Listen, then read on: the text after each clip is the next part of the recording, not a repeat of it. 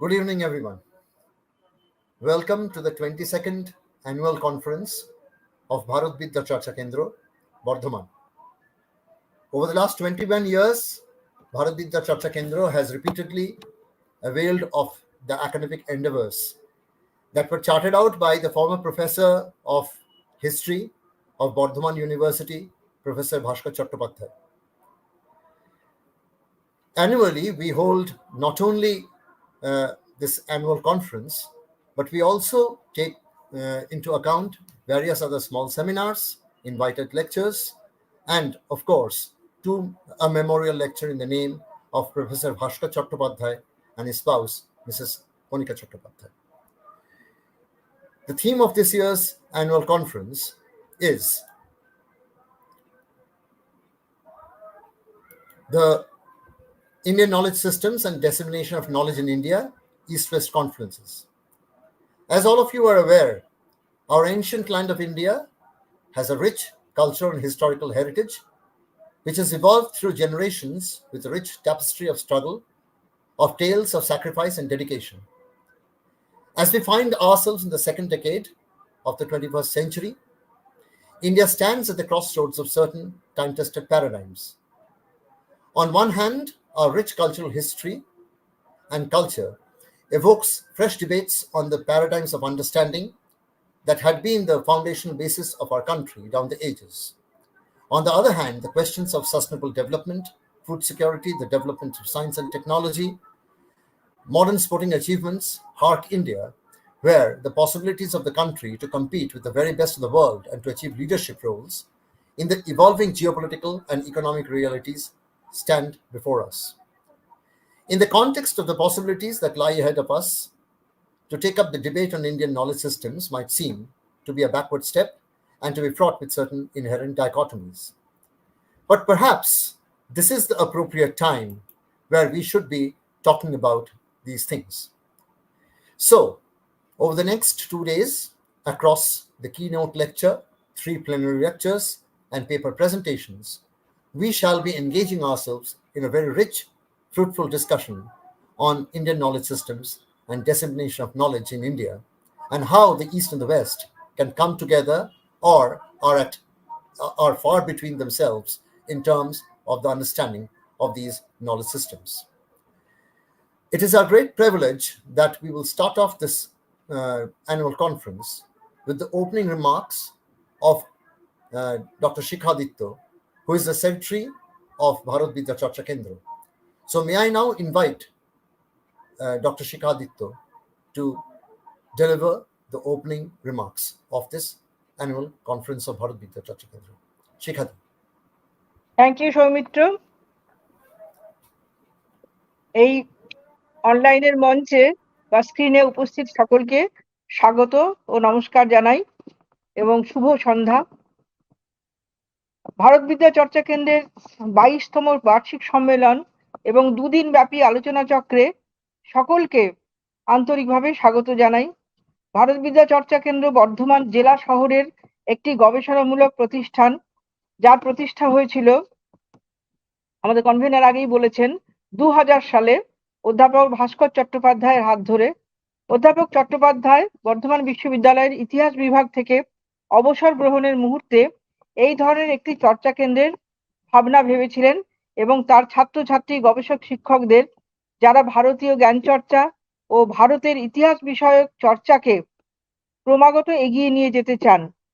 আমি অত্যন্ত আনন্দিত যে এই বছরের বার্ষিক সম্মেলন উপলক্ষে আয়োজিত আলোচনা চক্রের বিষয়বস্তু ইন্ডিয়ান নলেজ সিস্টেম, যেটা আমাদের দীর্ঘদিনের ভারত বিদ্যা চর্চা কেন্দ্রের প্রতিষ্ঠারই উদ্দেশ্য ছিল, যে ইন্ডিয়ান নলেজ সিস্টেম অর্থাৎ ভারতীয় জ্ঞান চর্চার নানা শাখা প্রশাখাকে গবেষণার মাধ্যমে উদ্ঘাটিত করে বিশ্বের জ্ঞান চর্চার প্রাঙ্গণে ভারতের অবদানের মূল্যায়ন করা। এই সম্মেলন ও আলোচনা চক্রের আমন্ত্রিত মাননীয় অতিথি বক্তাবৃন্দ তাদের মহামূল্যবান সময় দিতে স্বীকৃত হয়েছেন। আমরা তাদের কাছে কৃতজ্ঞতা স্বীকার করি এবং তাদের আন্তরিকভাবে কৃতজ্ঞতা জানাই। তারা যে ভারত বিদ্যা সম্পর্কে তাদের মধ্যে অনেকেই কিছু জানেন না, কিন্তু আজকে তারা উপস্থিত হয়ে কিছু জানতে পারবেন যে বর্ধমানের মতো একটা প্রত্যন্ত শহরে সেটা কিন্তু এই ধরনের একটা কাজ চলছে এবং প্রায় 25 বছর হতে চললো। আমি ভারত বিদ্যা চর্চা কেন্দ্রের তরফ থেকে সমস্ত আমন্ত্রিত মাননীয় অতিথি বক্তাবৃন্দকে স্বাগত জানাই। আজকের আলোচ্য বিষয়ে মূল বক্তা ডক্টর লিপি ঘোষ, প্রাক্তন উপাচার্য, সোনা দেবী বিশ্ববিদ্যালয়, ঘাটশিলা, ঝাড়খণ্ড। দ্বিতীয় বক্তা ডক্টর সব্যসাচী চট্টোপাধ্যায়, ইতিহাস বিভাগ, কল্যাণী বিশ্ববিদ্যালয়। তৃতীয় বক্তা doctor Rajeshwar Mukherjee, department of Buddhist studies, Nalanda বিশ্ববিদ্যালয়। প্রসঙ্গত, ডক্টর রাজেশ্বর মুখার্জি ইতিপূর্বেও ভারত বিদ্যা চর্চা কেন্দ্রের সঙ্গে যুক্ত হয়েছেন এবং তার মূল্যবান বক্তৃতাতে আমাদের সমৃদ্ধ করেছেন। তাকে স্বাগত জানাই পুনরায়। ডক্টর উদয়শঙ্কর বিশ্বাস, তিনি রাজশাহী বিশ্ববিদ্যালয় বাংলাদেশের ফোকলোর ডিপার্টমেন্টের অধ্যাপক।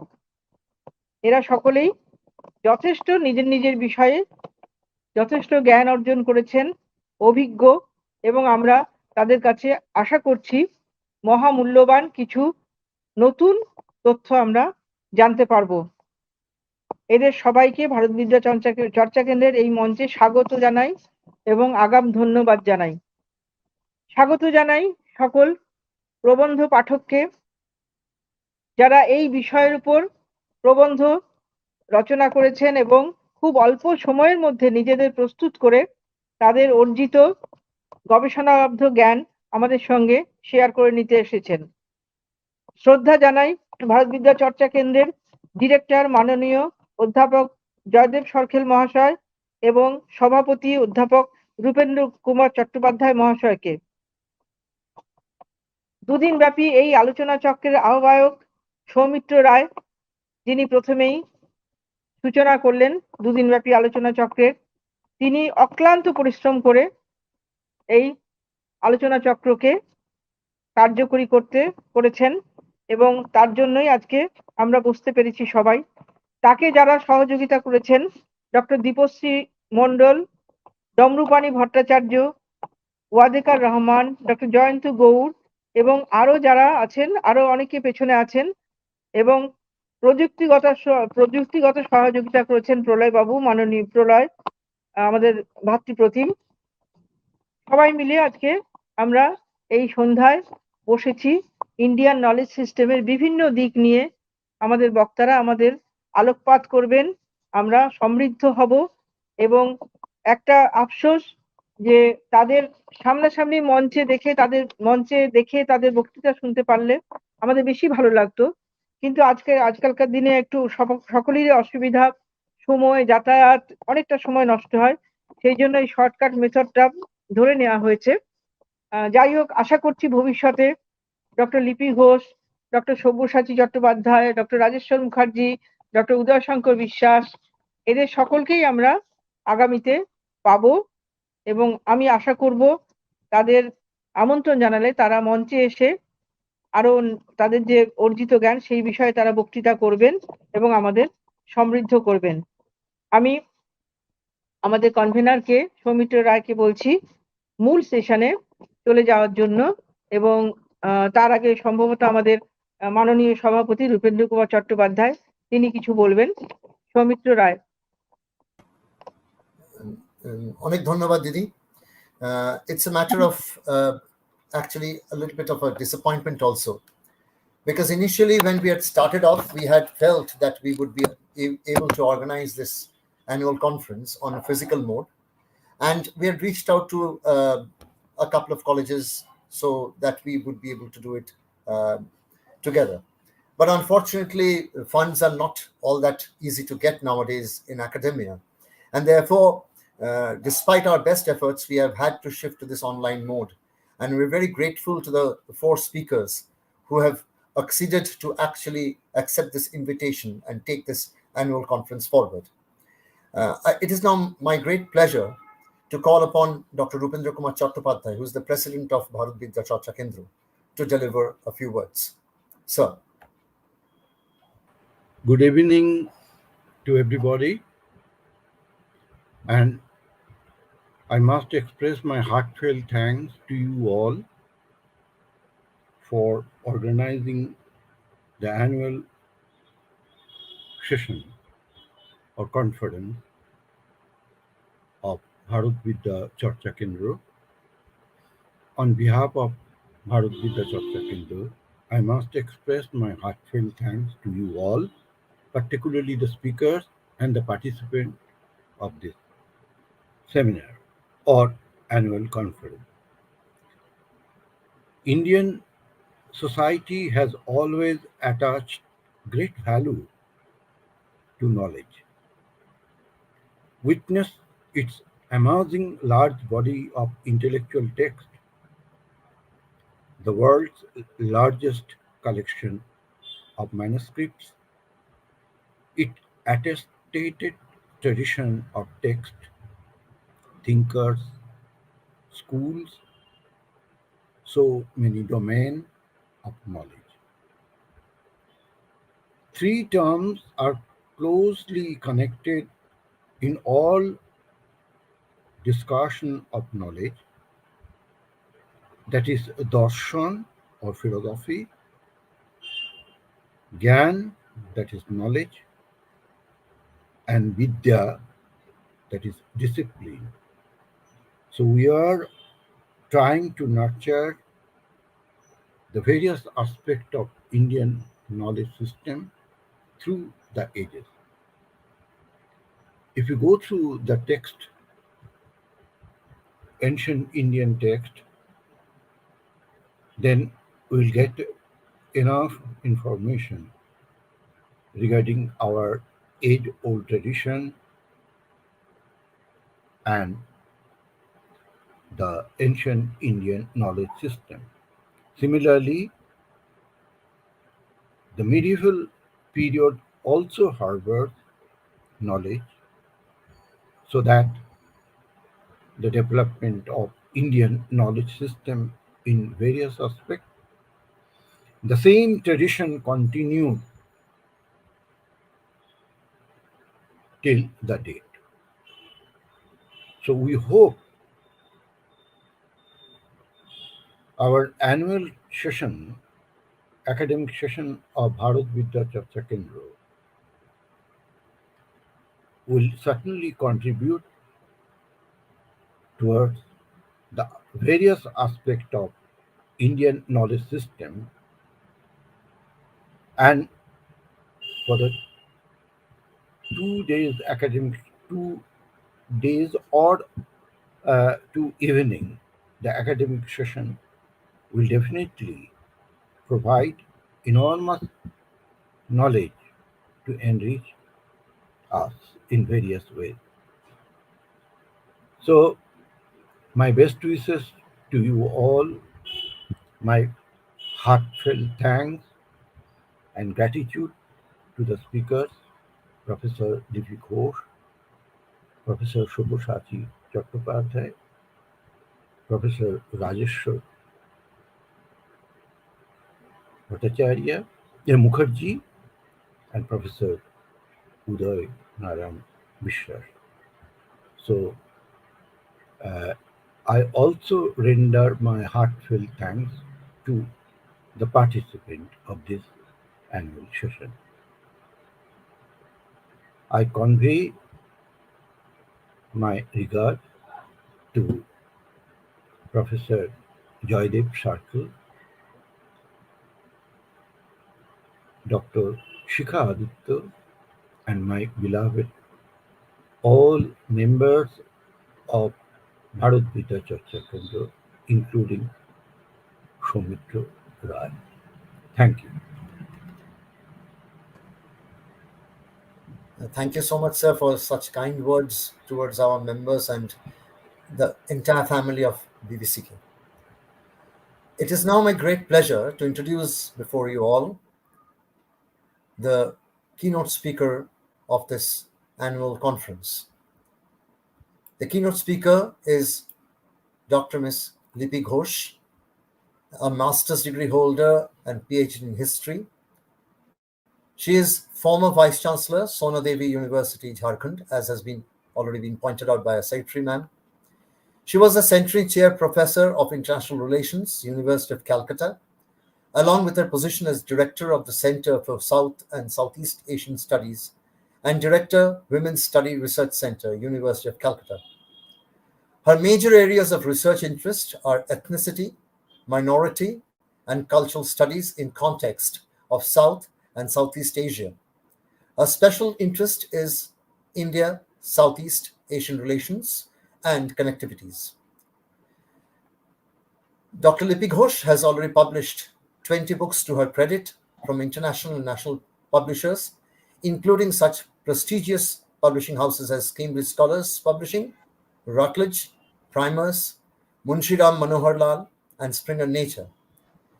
Professor Ghosh was visiting professor to the IIAS Shimla, MSH Paris, SOAS London, Chulalongkorn University Bangkok, CIAP, Cornell University, University of British Columbia University, and ISEAS Singapore.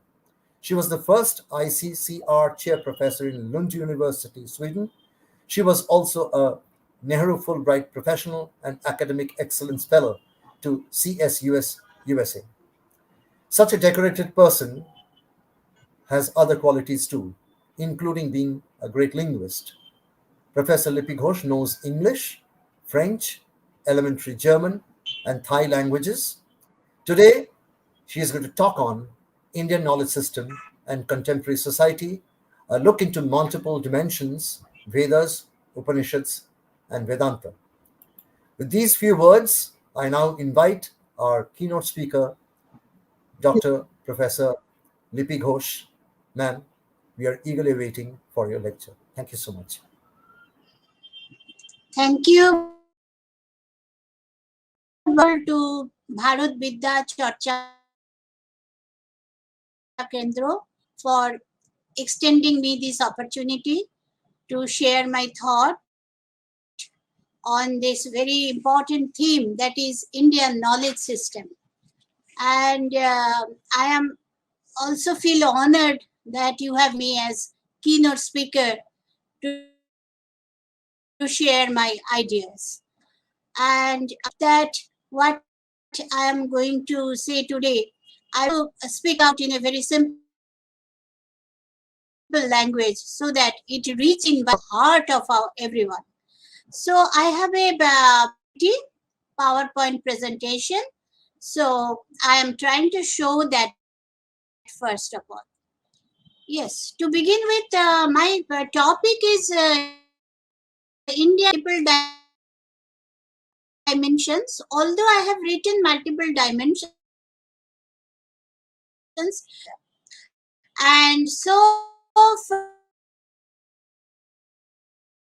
first of all, let me tell you the definition of Indian knowledge system. Indian knowledge system is definitely an innovative cell under Ministry of Education at AICTE, New Delhi, and it is established to promote research on all aspects of IKS. And the system championed by our government body is a holistic and culturally rooted approach to education, which was in fact lacking for. And we now try to draw from India's system. We try to integrate traditional values with contemporary knowledge, and we try to foster a comprehensive understanding of the world. And now the question is, what is knowledge system of India? The Indian knowledge system comprises of Gyan, Vigyan, and Jivan that have evolved observation, experimentation, and rigorous analysis. And the tradition of validating and practice has impacted art, administration, law, every aspect of our.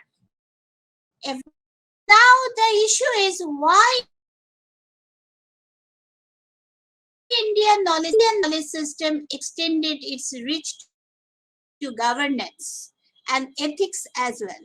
And it is not only today, but it was from the days of Shastra that it provided insight, statecraft, economics, and political transcended time with principles from the text still relevant in modern leadership and governance. And next question is, how many types of knowledge are there in Indian thought? Indian epistemology and source of knowledge. They are perception, inference, that is anumana, verbal testimony, that is shabda, comparison, that is umana, presupposition, that is tapatti, non-apprehension, that is onupala, six structure. Now the question that how long the history of Indian knowledge system is. In context of India, in fact, we can say that there is broken living oral tradition with a history of more than at least 5,000 years. The meaning of literature, quote-unquote literature, for our present purpose has been extended to mean composition, to include the works composed and transmitted orally from generation to generation. And that way, these Vedas, Upanishads, and Vedanta have been taken care of. And now, my next question is the principal objective of IK's Research Lab of International Institute of Information Technology, Bangalore, is to investigate, conduct critical studies, potential, so cause its environment, and of course development also. And as a whole, it ultimately is most important thing. So in today's society, what allows individuals informed decision and solve problems. It can also lead to personal growth and career advancement.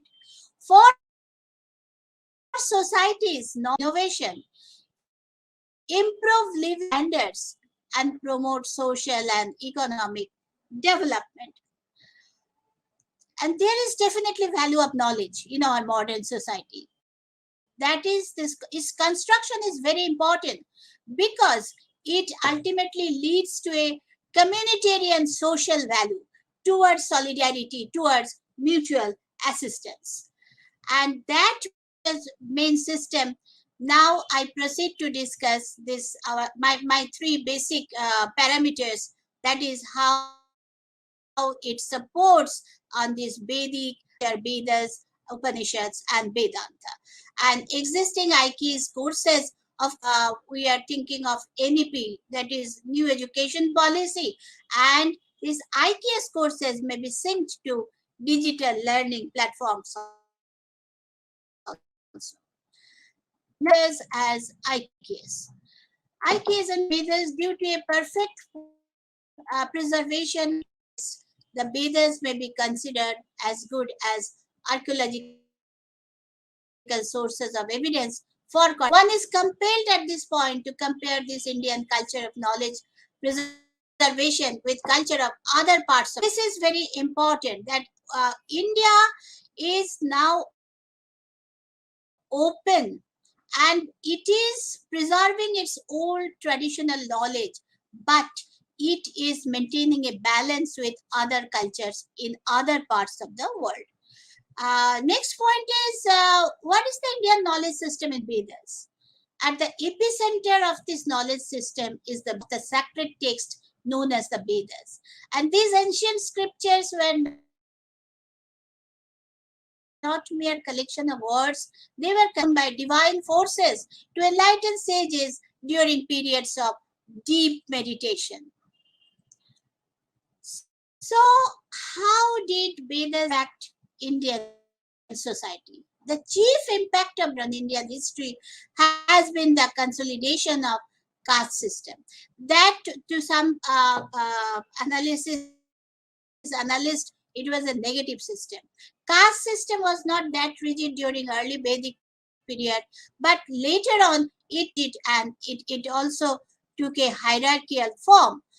But seen from other aspect, ancient practices such as Vedic chanting can provide a sense of peace and connection, and that has the relevance for modern society. Big knowledge has much to offer in modern times, with the teachings and practices providing a valuable framework and the world, developing inner peace and empathy. Now the question is discovering relevance of Vedic knowledge in modern times. There is always some criticism that why Veda should be accepted. Yes, why? Number one of the most important aspect of Vedic knowledge is its focus on self-realization and attainment of in today's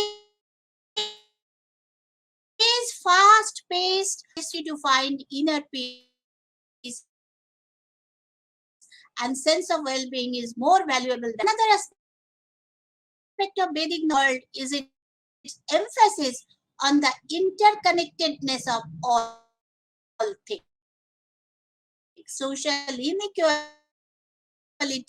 it is clear that we are all part of an interconnected life and that our actions have an impact on world around us. And this Vedic teaching definitely can help us to understand our place in the world and our relationship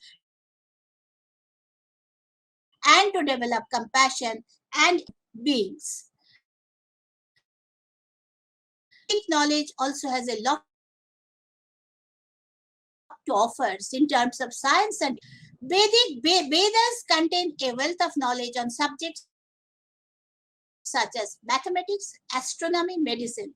In fact, these are separate subjects on which deep-rooted research can be carried out, and the barren field.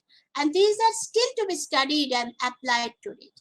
The ancient texts were also early source of knowledge of natural phenomena like solar eclipse, the planets, the constellations, etc., etc. And in addition to these practical beliefs, Vedic knowledge also has a deep spiritual dimension, incredibly meaningful for those who wish to have deeper and respective peace in them. And so that way, Vedic wisdom is really needed. One wishes to have real, quote-unquote, realization of this creation and ultimate reality of oneness of all.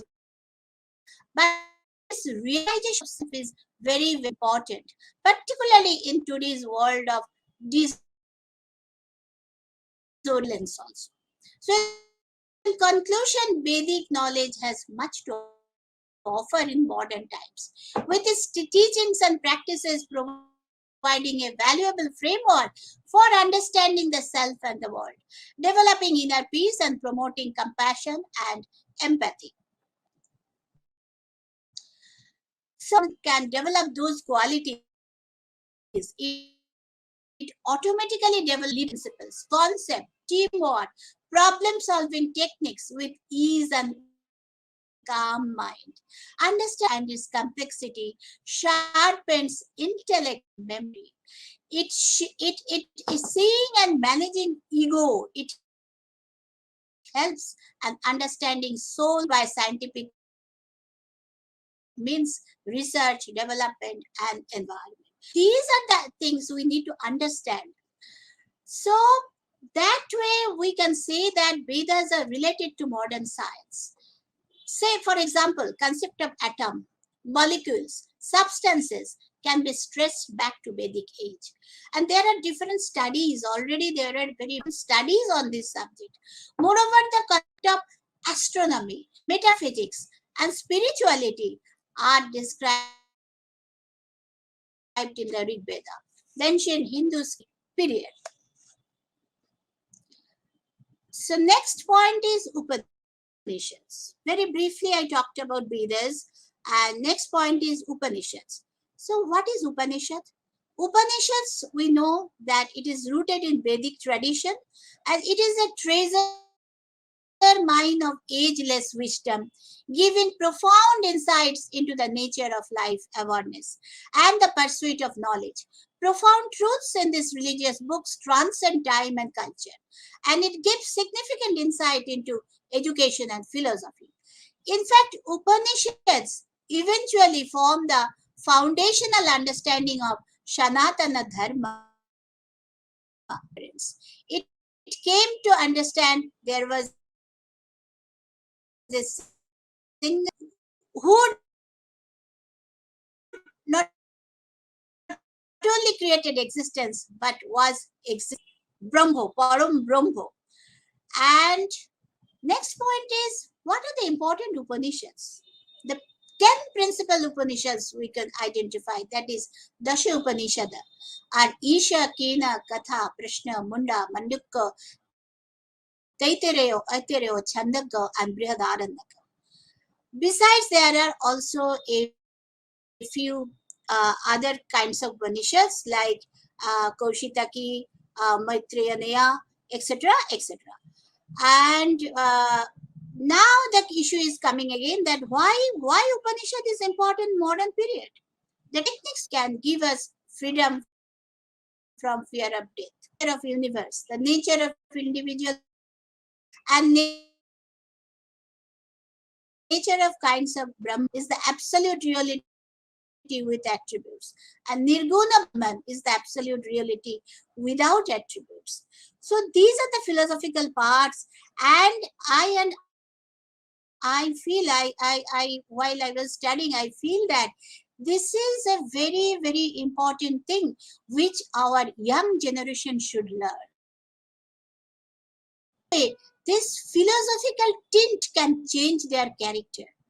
And in this restless world, today's world of consumerism, we are recklessly running towards many things. And this values in the core of our heart and our character, our individual expression can be changed. Now, how was education? Prashnapanishad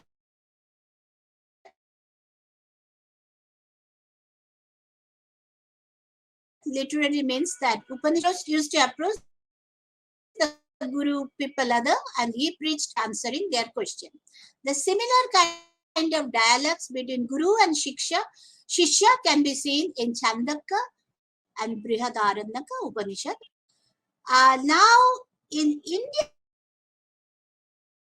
society, without Upanishads, the 6 major school subsystem of Indian philosophy, that is Shankho, Yoga, Nyaya, Vaisheshika, Mimamsa, and Vedanta, accept Vedas and as an authority, and Upanishads are but part of essence of the 4 Vedas. Now, the basic significance of Vedas and Upanishad is that Vedas hold the ritualistic details relevant to his Upanishads emphasis more and more are a part of the Vedas. Each of the 4 Shangita, Aranyaka, Brahma, Upanishads. Now, can Upanishad be a wisdom for modern world? Yes, it can. How it can? Upanishad are the last and finest part of the Vedas. And the word Upanishad can be broken upa, which means to annihilate, and shat means bondage or delusion. And this, so that knowledge of Upanishads can help to loosen our bondage.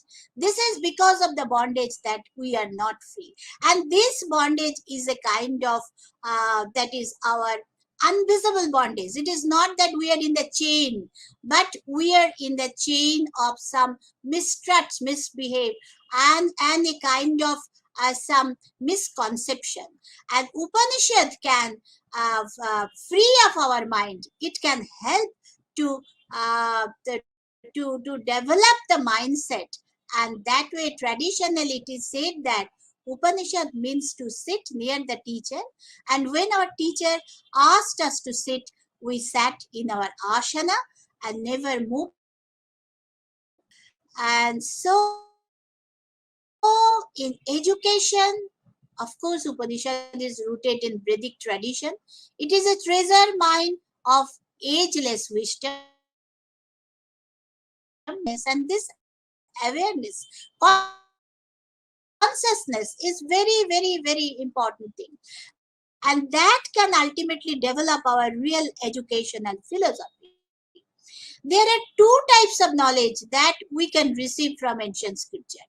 First is called Shruti or revelation.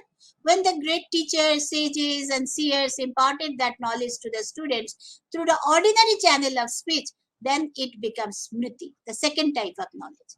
And no matter what the philosophy or how great the teacher is who expound the philosophy, if Shruti is missing, then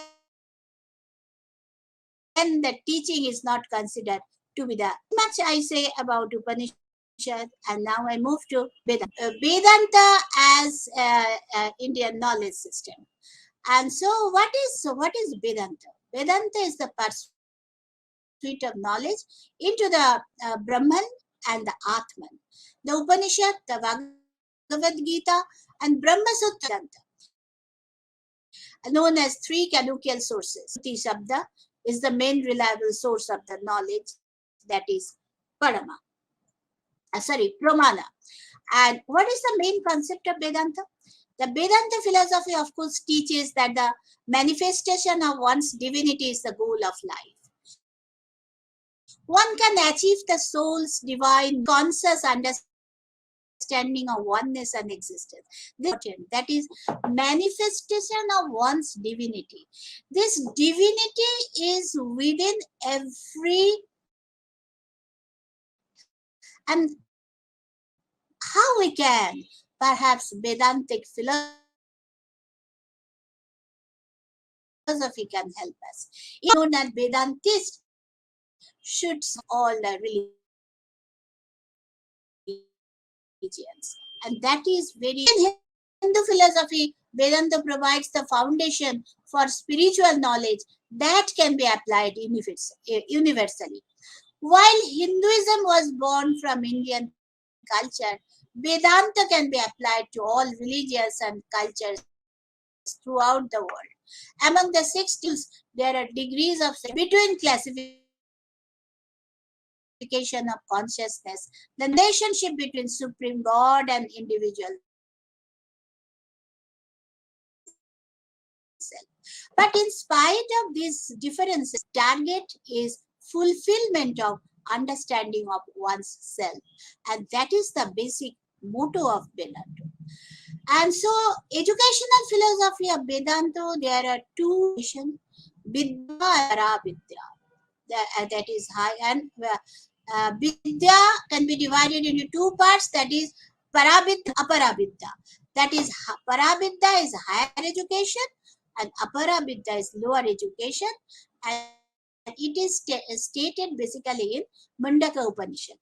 The Paravidya is high knowledge by which is attained is imperishable. If somebody can Paravidya, that is destroyed.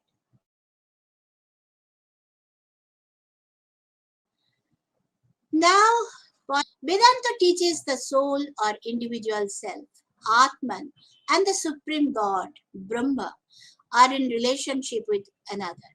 Vedantists believe that the manifestation of one's divine destiny is the ultimate goal of life and can be achieved through meditation and devoted study. Now, what is concept of Vedanta? Vedanta is an ancient Hindu philosophical school based on sacred script of Hinduism. Vedanta philosophy is Brahma Sutra and Bhagavad Gita. And these, there is which define the relationship God and Atma, that is individual self. And certainly different way Advaita Vedanta is the most studied school. And influence is definitely profound. Vedanta and Vedic philosophy, Western thinkers and philosophers.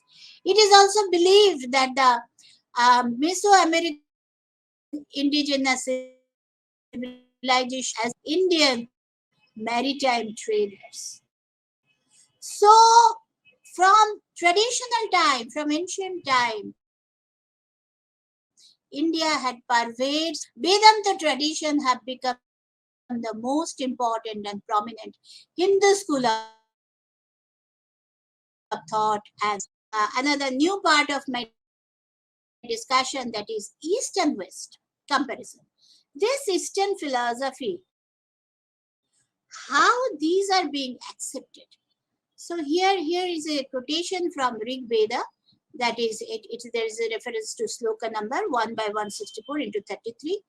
That is, Dayo me pita janita naviratnam bandhu me mata prithivi mayam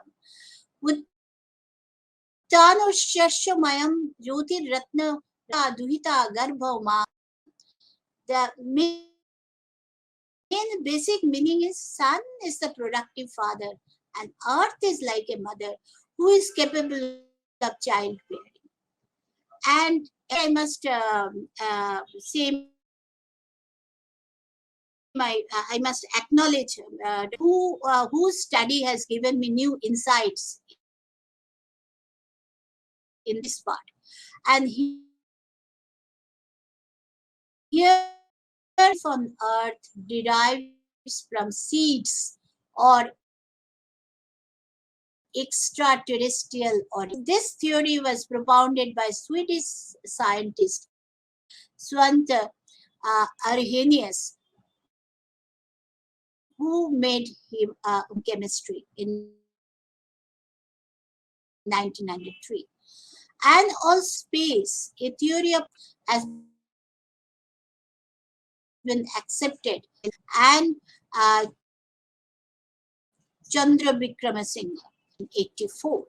And important is that with Rig Vedic Sutra.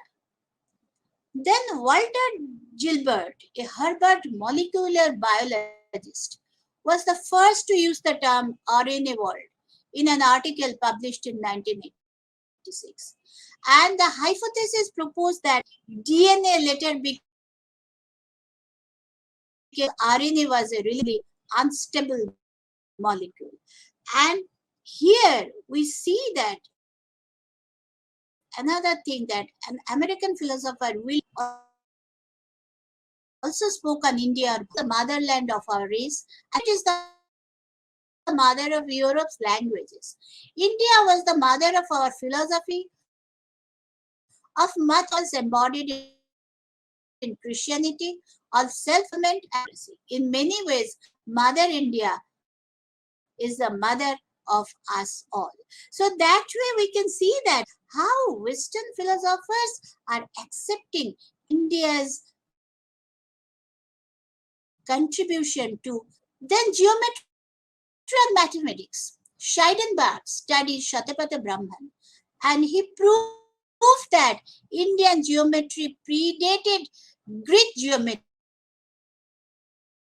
by centuries. Scheidenbach argues geometry and mathematics had a reach, and there are two famous papers on the origin of mathematics. Scheidenbach in 1978 concluded that old Babylonia got the theorem of Pythagoras from India, or that both of old Babylonia and India got it from a third source.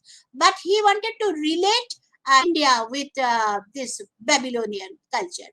Now the Sanskrit scholars do not give me a date so far back as 1700 BC. Therefore, I postulate a pre-Babylonian, maybe pre-1700 BC, source of kind of geometric rituals we see was preserved in Shulava Sutra, or at least for the mathematics involved in the ritual. So that is again that Scheidenbach and contribution of Shatapatha Brahmana and Indian knowledge system. Then von Neumann, he interpreted on collapse the rules of quantum. This is very, very important. Even now, today in 2024, this quantum mechanism are so important. If you go for some our YouTube, if you see that how many research and so rules of quantum mechanics are correct, but there is only one system with entire material world. There exists external cannot be treated with quantum material, namely human and perhaps animal minds. Human minds definitely, not that is animals within bracket, which perform measurement on the brain causing wave function and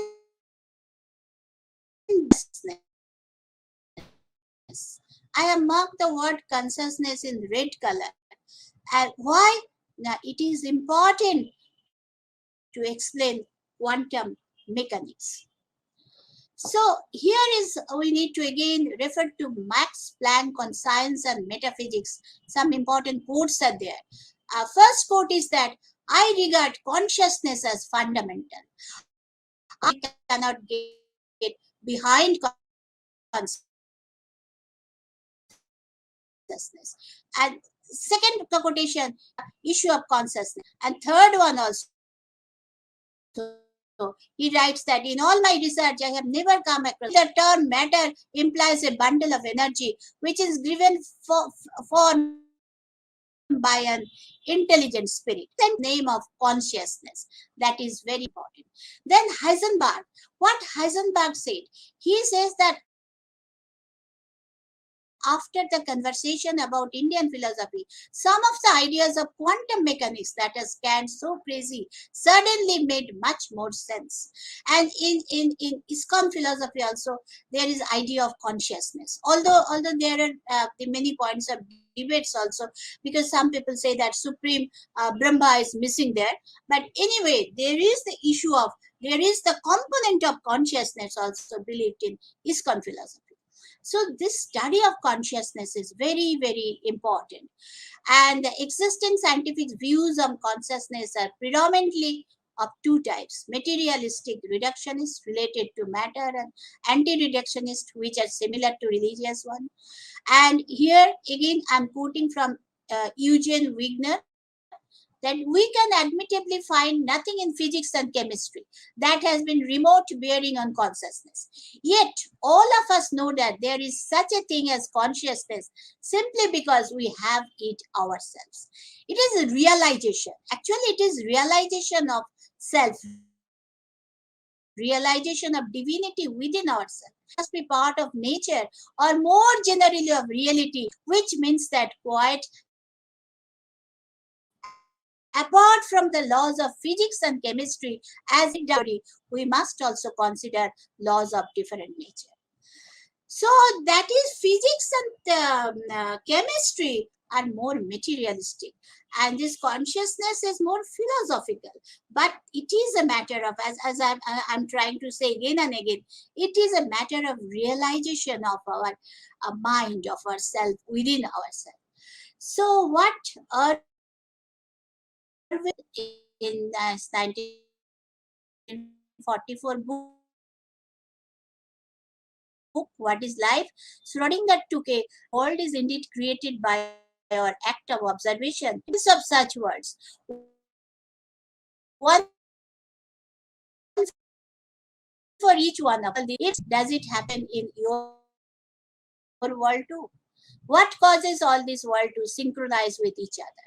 He found the answer in the Upanishad. There is always only one alternative, namely the of minds or consciousness. Again, we are coming back to consciousness. Their multiplicity is only apparent. In truth, there is only one mind, and this is the doctrine of Upanishad. And there are also some more quotations. I think I am not going into all the details. These are some kind of repetition. But finally, this is very important, that Swami Vivekananda and Nicholas Tesla, on 1st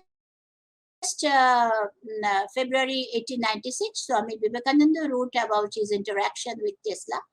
Mr. Tesla was charmed to hear about Vedantic Prana, Akashu and Kalpa. He further stated what we call matter does not exist at all. It is only a certain state of force. Consciousness is something that we can feel, we can realize. And the modern science took another decade to accept the fact that only energy exists and matter is only a form of energy. Prana is the only thing which exists.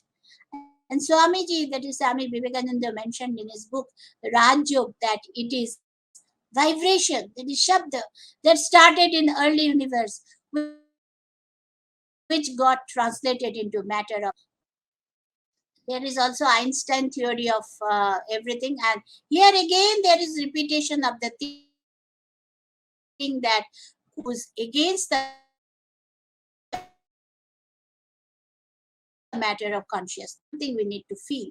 So then finally Swami Vivekananda stipulated that universe is a limitless form of energy vibrating. Therefore, all we see as matter is only vibration, that or as etc. Presently, a leading group of neuroscientists call it controlled hallucination. Swamiji said this around a century back, when the world was struggling in composed of atoms and molecules. So in summary, we can go home up to Swami Vivekananda, all were fascinated and influential thoughts. So all these thoughts proved to be so accurate. This is a bigger question. Swamiji says it is due to yoga and meditation. Richard Davidson, a professor of psychology at Wisconsin, had studied the brains of 100 meditators. He came to conclusion that people can completely change. Further, he says everything is possible, from aging to growing your brain to keep you healthy. Swami Vivekananda answers this, as we can increase our vision. Similarly, by yoga, bring our state of vibration to higher level. And to see, so I have 6 minutes. I don't know if I can at all play this. I'm not very conversant, but this link is very important. May I request organizer? I hope it will be played and we can see it. Otherwise, this link is about talking about this matter of consciousness. In the meantime, we have Lipi ma'am back, so we'll just hold Because back of Dr. this Lipi ma'am, please continue. Please continue. connection, I got disconnected. But just one line I would like to say that this discussion program of this Bharatiya Vidacha, I mean this 2-day seminar, is very for our new generation, and I myself to be much benefited if this lecture have any way may have benefited our younger. I wish a grand success, and today we will eagerly waiting to listen to Dr. Sabyasachi Chattopadhyay and Dr. Rajeshwar. আমি শেষ করলাম. Thank you so much for your huge body of work today, and it's been an utmost pleasure for all of us. Thank you so much, ma'am. Thank you for your time. It's been an absolute pleasure. Okay, so I'll just introduce to you all Dr. Sabyasachi Chattopadhyay. Dr. Sabyasachi Chattopadhyay is a currently at, as you know, Associate Professor of History at Kalyani University. His PhD was on a historical study of the science movements in West Bengal 1947 to 1997. He has his alma mater regarding graduation and master's degree at Jadavpur University. He has held a pretty long teaching career in a sort of way, although still very young. He started off his career in 2000 December and was at New Alipur College till 2012. And then from 2012, he has been at the Department of History, University of Kalyani. His research interests include history of science, technology, environment, and medicine, popularly known as HISTEM, communication, education, culture, contemporary history. His ongoing research statement is that he is presently working on history of medicine, occupational diseases, historiography of STEM, history of multidimensional science and health movements. Already in a very short young career, he has worked with 10 scholars who have been awarded their PhD degrees. Another one has already submitted his PhD degree. He has carried out projects, including one from INSA on the development of amateur astronomy in independent India, with special reference to West Bengal, a historical study. He did a UGC research project in between 2005 and 2007, which was titled Present History of Science Club Movement in Greater Kolkata. And then he has also had a project from Center for Environmental Education, Ministry of Human Resource Development, Government of India, in between 2001 and 2003, which was on development of supplementary and workable environment education materials for the secondary school teachers and the students of class 6 and 7 in West Bengal. He has already authored 2 books, co-authored 2, edited 3, and co-edited 1 book, and he has been widely published.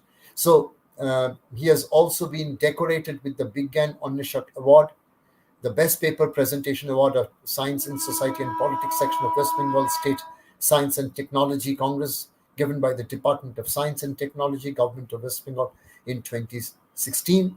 He has been the recipient of Ajoy Home Memorial Award for Popularization of Science, given by Govardhana Gobeshona Parishad in 2013.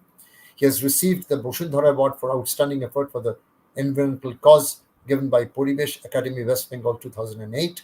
And he has also received Dr. Gopal Chandra Bhattacharya State Science Award for Popularization of Science in 1997. So a very multifaceted, multi-level, thoughtful person. It is now our great privilege to introduce to you all, present to you all, Dr. Sabyasachi Chattopadhyay, and he will be speaking on situating rationalism in Indian knowledge systems. The pleasure is ours. The floor is all yours, Dr. Sabyasachi Chattopadhyay.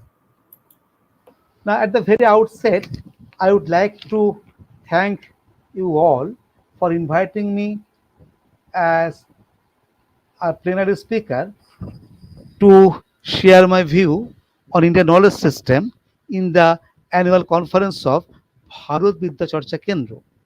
Now, the conference is on Indian knowledge system, and our keynote speaker, Professor Lipi Ghosh, has elaborately discussed the different aspects of Indian knowledge systems. Now, I would like to propose a new dimension in the Indian knowledge systems. Now, all of us know that one of the main issues of the opposition of Indian knowledge system is that it is regressive thing, because it brings some unscientific issues in the domain of knowledge, and that is why a number of persons, progressive persons, are had opposed the Indian knowledge system, the introduction of the knowledge system. But in your theme paper, you have categorically stated that now it is not the time to oppose the system, but to open up a dialogue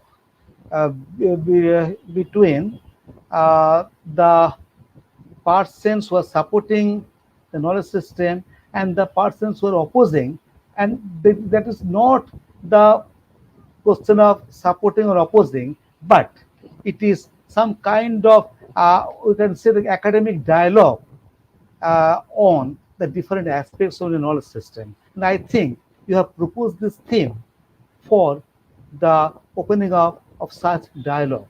That's why I have chosen the theme of my presentation, which is situating nationalism in Indian knowledge system. Now, I have already mentioned that uh, all of us know that in recent years we have been acquainted with the term Indian knowledge systems, and I have already mentioned that our keynote speaker has elaborately discussed the issues. Now, I just would like to mention that the Ministry of Education has created Indian knowledge system division with the vision to promote interdisciplinary research on all aspects of Indian knowledge systems, and it aims to preserve and disseminate Indian knowledge systems for further research and societal applications. And one of its missions is to promote and enable further research to address the societal challenges faced today in several areas, including holistic health, psychology, neuroscience, nature, environment, and sustainable development. In these perspectives, I would like to propose the importance of rationalism to address the challenges in the aforesaid sectors in contemporary India. Now, the aim of this paper is to show how the concept of rationalism had been an integral part of the Indian knowledge system, and this paper would like to throw light on the presence of rationalism in India in different ages. Now, all of us know that knowledge is different from the mere information or data.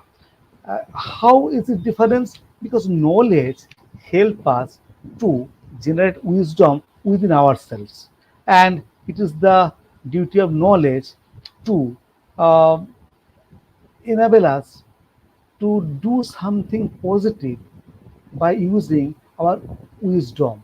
So it is not the information, it is something different, and that is the importance of knowledge.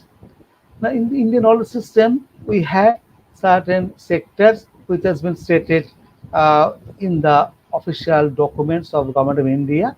It has been stated that it includes the health and wellness, traditional knowledge in mathematics, astronomy, traditional medicine, yoga and Vedas, preserving arts, culture and tradition, ancient structures and design, consciousness studies, etc. Now, while discussing these things, one may propose that the Indian knowledge system is uh, based on the religious foothold. But I would like to differ. There are some other, uh, uh, what you can say, mm, some other ways to look at it. And I would like to highlight the rationalist approach within Indian knowledge system. At the very beginning, I would like to draw your kind attention to the Charvaka philosophy, which is a philosophical inquiry into the knowledge system, and it proposes something new, and it proposes against various misconceptions. So, knowledge is something that would help us to combat with the misconception. The Charvaka's epistemology proposes that the Pratyaksha is the only valid source of knowledge, and Charvaka is the only school of Indian philosophy which accepts only one pramana, that is Pratyaksha. Pratyaksha is praman or perception. So India has this kind of knowledge also. It is not that you can say that the only faith can do all things. No, the Charvakas was the proponent of the Pratyaksha Praman, and which is nothing but the present term of rationalism. In the medieval period, we have the presence of akal. The, the akal is something different from the takdir. So akal means the rationalism, and Akbar created an environment which helped the people to discuss among themselves. We know the presence of Ibadat Khana, and which uh, had given the space to interact among the religious proponents of various religions. So there was the presence of Akal in Indian knowledge system in the medieval period.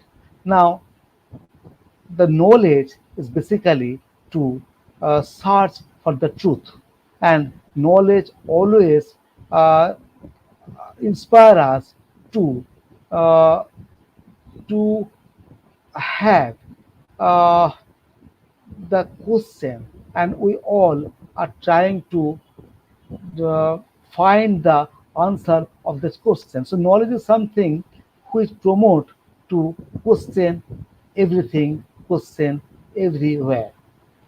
Now, the rationalism, to some extent, uh, is related to science, but if we find the term began in the traditional form, we find began is described as specialized knowledge, a specialized knowledge about matters.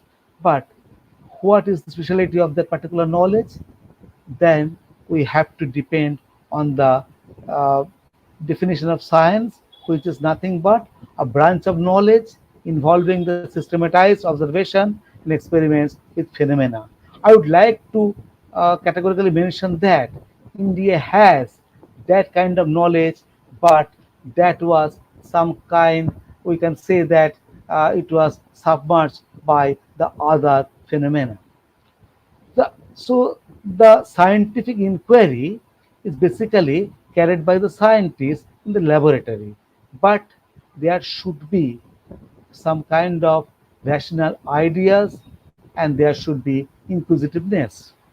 The Indian knowledge system uh, had a great impact in the medical system, and we find that in the 1820s there was the development of medical education through the establishment of three institutions, namely the School for Native Doctors, Calcutta Madrasa, the medical section of in the Calcutta Madrasa, and the medicine section of the Sanskrit College. So the two traditional institutions, Calcutta Madrasa and the Sanskrit College, were the first to introduce medical science as a discipline to study in modern India. That proves that we have some kind of uh, our own knowledge in the medical sector. And the Britishers, they were fond of this Indian knowledge on medicine because they had experienced that uh, some diseases occur among them because of the tropical climate in India, and some we can say that there are some other reasons like the difference in the water and difference in the food. So they thought that how uh, can the Indians could survive in this area which the Britishers could not. And for that reason, they started to research on the Indian medical system, and they tried to uh, do research on the Indian knowledge system on medicine. Ultimately, in the year of 1835, the Calcutta Medical College was established, and the Britishers, at the first time, they uh, wanted that they should be survived in the new environment, and in this aspect there was the need of following Indian knowledge system in the medical science. And while the Calcutta Medical College was established in 1835, in the very next year, in 1836, on 10th January, Pandit Madhusudan Gupta Pandit, a Vaidya in the caste hierarchy of Indian society, he pioneered as the first person, the first Indian who did dissect human body in the modern period. That is something very important to mention. Now, the India was a country which had a rich heritage of surgery that is manifested in our Sushruta Samhita. And in Sushruta Samhita, we find a variety of surgical instruments which I would like to highlight in the course of my presentation. Now, at the same time, there was development of geological science, and here we may mention the name of Radhanath Sikdar, who did excel in the geological studies, and we may mention his role as a person who had a vast knowledge in trigonometry. So basically, he was not a geologist, but he was a mathematician, and he was called as computer. All of us know that there was no question of inventing computer at that time. It was in the 19th century, but he posed was the computer, and he was the person who did contribute to the mapping of our mountain, and he was the person who did the main work behind the calculation of uh, the height of our highest peak of the world. All of us know that history that is called the Mount Everest. Now, he was a person who did something for society, and here we find that he did practice the Western science, but at the same time, he did something for the society. He did publish a periodical for the indigenous people. At the same time, we find a person, namely Krishnamohan Bandyopadhyay. He was the person who wrote a huge on the knowledge, and that knowledge is something different. He said that in order to produce a series of works adapted to the present state of the Hindu mind and with the special object of drawing attention of the native community to the history and science of Europe, my proposal has been, you are aware, to draw as largely and as freely as many appear deemed suitable, only consistently with the acknowledged rules of literacy, courtesy, and with justice to the authors whose works may be handled. So, his aim was to highlight the Western science, but that highlighting would not mean that he was the person to decrease the value of Indian knowledge system. And they had their master, and he was none other than Henry Louis Vivian Dirogio, the master who had a numerous pupil who was known as Young Bengal. The Dirogio once said that he had uh, two things to be worshipped, and one was the rationalism, other was liberation. So, uh, Virogio should be remembered, and Virogio is the person who always tried to trace his own uh, history, and he wrote a famous poem, "India to my native land." We may mention the name of Ram Mohan Rai. Now, there was three types of reactions to the British advent in India. One was to accept all the things without questioning anything. The second was to reject all the Western knowledge, and third was to make to start a dialogue between East and West. Ram Mohan was the person who was in favor of this kind of dialogue, and he though categorically stated in a letter to Lord Amherst in the year 1823 that we should welcome the Western knowledge, but at the same time, he said that our own knowledge should not be ignored fully. But when the question of making some expenditure on the education, he proposed to uh, incur expenditure on the introduction of Western knowledge. And Vidyasagar, he was the person who had a great tradition of the Indian knowledge, but he always preferred rationalism. That is why he introduced some social reforms which was based on rationality, which are based on rationalism. So I would like to say that Indian knowledge system is not but accepting the unscientific age-old belief. Our two very noted reformers in the 19th century, Ram Mohan Rai Vidyasagar, they did not deny their own uh, position in Indian knowledge system, but by virtue of their rational mind, they welcome the Western knowledge.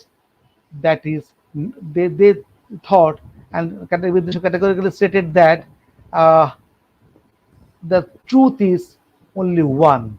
There is no question of confusing between the two truths which the Britishers had proposed. So Vidyasagar's strict position should be noted in this regard.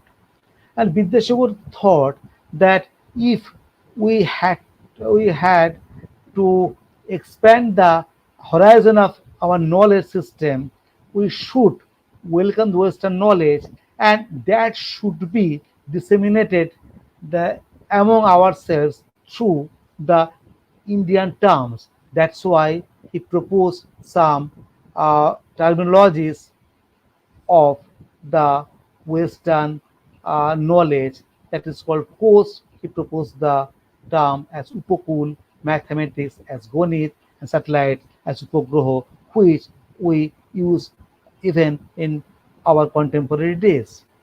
And Vidyasagar had a rational mind.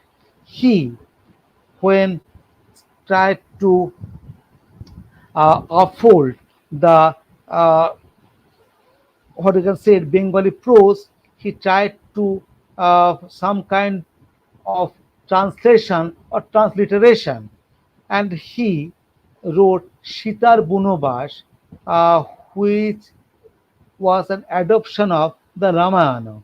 There, he specifically mentioned that the death of Sita, and he opposed the so-called belief of the so-called the Patal Pravesh of Sita. The term Patal Pravesh was not present in the whole text of Sitar Bonobas. I would like to quote. Vidyasagar said, তিনি কিয়ৎক্ষণ পরে বুঝিতে পারিলেন সীতা মানবলীলা সংবরণ করিয়াছেন. So Vidyasagar, through his rational mind, stated that Sita died in that particular situation. In this respect, I would like to mention the name of Akshay Kumar Datta, who was a contemporary of Vidyasagar, and he had a tremendous rational mind. The birth year of both Vidyasagar and Akshay Kumar Datta was the same, that's 1820. He proposed a mathematical equation. He said, Parishrom, that is labor, plus prarthana, that is prayer, would resulted to the crops, and the labor is the cause of the crops. Through labor we can get the crops. So he had the inference that through prayer we would get nothing. So the labor is important. This kind of thing this kind of proposition by a person who was the editor of a, of a periodical that was published by Brahmo Samaj, uh, an Indian religious sect and religious order, the Brahmas. The name of the periodical was Tattvabodhini. He was editor Tattvabodhini, but despite of his position, he never compromised with the rationality. That should be remembered in our deliberation regarding the Indian knowledge system. I would like to mention the name of Rajendra Mitra. So I am taking the example of those who were Indians who welcomed the Western science, but at the same time they did not ignore our own knowledge. And they say the knowledge is one, and that Indian knowledge system should incorporate the so-called Western knowledge system, because there is you have proposed the theme of your seminar, of the conference, the East-West Conference. So in this respect, I think this kind of endeavor should be highlighted. Rajendra Mitra published two periodicals, namely Vividhartha Sangroho and Vividhartha Sangroho. Here I would like to show the visual of the underground uh, underground tunnel under the Thames River. Now, all of us are now very much, we can say that now we are very much fond of the East-West Metro from Howrah Maidan to Howrah Station to towards Esplanade. And Rajendra Mitra published an article on this kind of tunnel under the Thames River in the 1773 Shokabdo.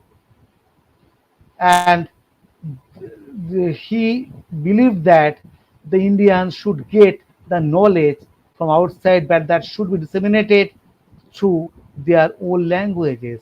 He published this periodical in Bangla. And this Rahasya Sandarbha I have already mentioned, is another periodical. I have very few minutes, so I would like to speed up my lecture.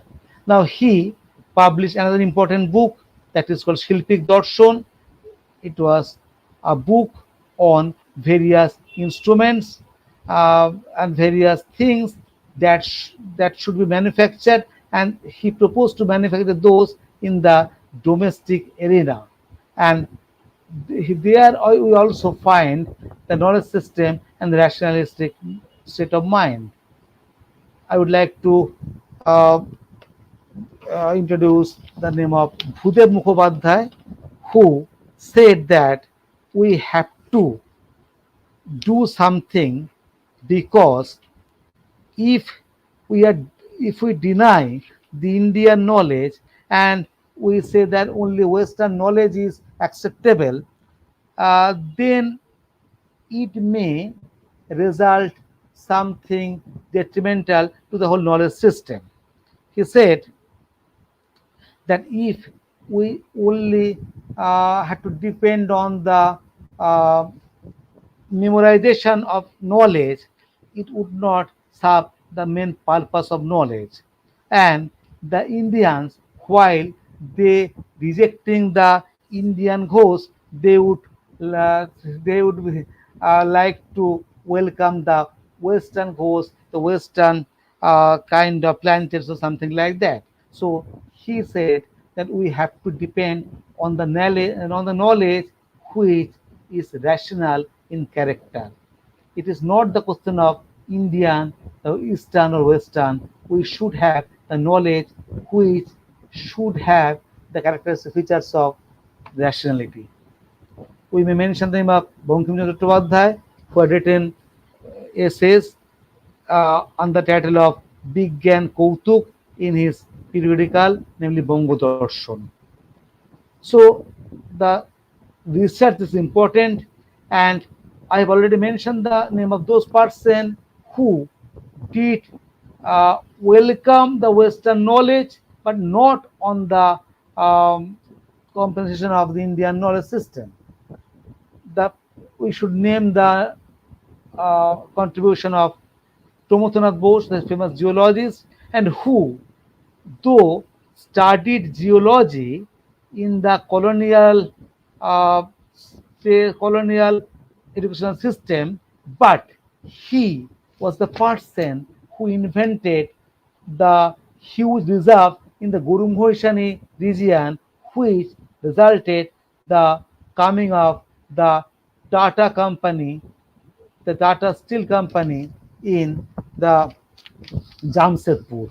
So the Indian knowledge system is something like that. It would help to uh, do some positive role in the uh, what we can say the nation building.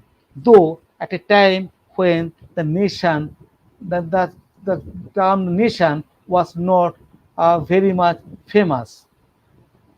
the what we can say that in the first half of the 19th century we find the emergence of cultural nationalism, which was succeeded by the development of political nationalism.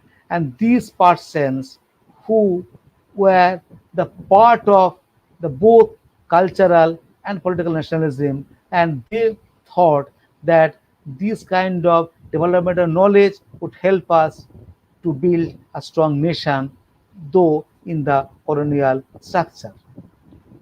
And Mohanlal Sarkar, he was the person he thought that the Western people they would not help to do research on something that is not so profitable to the rulers. So he tried to establish an association, that is the Indian Association for the Cultivation of Science, that was established in the year of 1876. Mullah Sarkar, with the help of other Indians, he tried to disseminate the scientific temper through demonstration lecture. So the Indians were the person who welcome the Western science, but there is a difference. The colonial rulers they tried to use and utilize Western science for only the profit making purpose, while the Indians tried to utilize science for serving the science and for serving our own nation. And we may mention the name of Jagadish Chandra Bose, name of Prafulla Chandra Rai. Here, I would like to say something on Prafulla Chandra Rai. Undoubtedly, he was a noted chemist, but I would like to highlight his book on the history of Hindu chemistry, where he traced the development of Indian knowledge system, Indian scientific knowledge. And there he mentioned that India had a huge knowledge in the medical science. He said that we had developed surgical science, we can surgery as a discipline in the medical science, and Shushruta Samhita was the book which demonstrate a number of surgical instruments. Here we can see the visual. Here we find a number of scissors, a number of knives, scalpels, and some other instruments which were very much needed for doing operation, for doing surgery. And there was a, a relationship, a close relationship between the doctors, the medical practitioners, the surgeons, and the artisans. The artisans used to manufacture these surgical instruments on the instruction of the medical practitioners. When there was a rift between the physical labor and mental labor, the problem arises. And we find this kind of the caste system when one had to dissect human body before the operation in a living human body, he had to dissect the dead body, and for that purpose uh,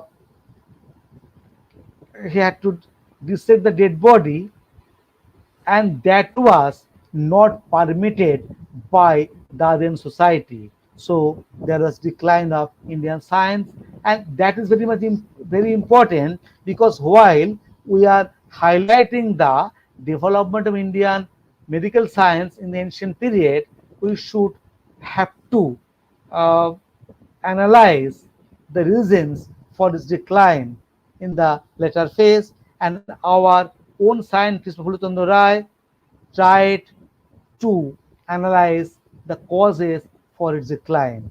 Now, at that time, he had shown a number of pictures of surgical instruments. I would like to just show the visuals so that we can have the idea that what kind of knowledge we had in the ancient medical science in India. Here are some visuals. And they tried to make a bridge between science and culture. That is also a part of Indian knowledge system. And science and culture is not separated. And for that purpose, in the year of 1935, Prafullo Chandra Ray and Meghnad Saha established the Indian Science News Association. Meghnad Saha and Prafullo Chandra Ray were the key persons who were responsible for the establishment of this unique association. And the mouthpiece association was Science and Culture, which is still running. That is the visual of the volume 1, number 1 of Science and Culture. It was published before the establishment of Indian Science News Association. Meghnad Saha was a person. He also uh, categorically mentioned that the reason for the decline of Indian knowledge, and the reason was nothing but uh, the social hierarchy and the rift between physical labor and mental labor. Science and Culture had published a number of articles on the development of culture, development of science, and here we find the editorial on UNESCO. We may mention the name of Ramendra Sundar Trivedi, who was the person who uh, tried to disseminate scientific temper through his writings. And we should not forget Rajeshwar Bosu or Poroshuram. Rajeshwar Bosu once said 95 years ago that as a result of the spread of science, the old superstitions are going out gradually. But Apodharma or religion has developed by using the name of religion. Likewise, Apobigyan or science has developed in the name of science. And that same phenomenon we can notice in our present days. We are now noticing a development of Apobigyan or science in the name of in a knowledge system, which should be combated through nail and tooth. And this kind of conference is a platform where we can say that Indian knowledge system is not the following the belief which is not based on scientific temper, but we should say that we had the knowledge which had a characteristic feature of rationalism. Rajeshwar Bosu was the author of Birinchi Baba.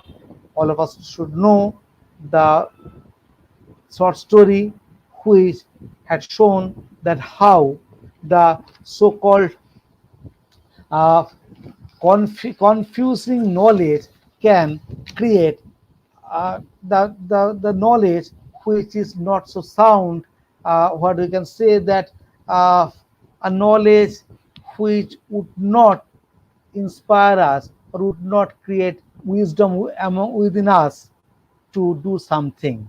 So Birinchi Baba is a piece which should be noted in the development of rational mind in India in the modern period.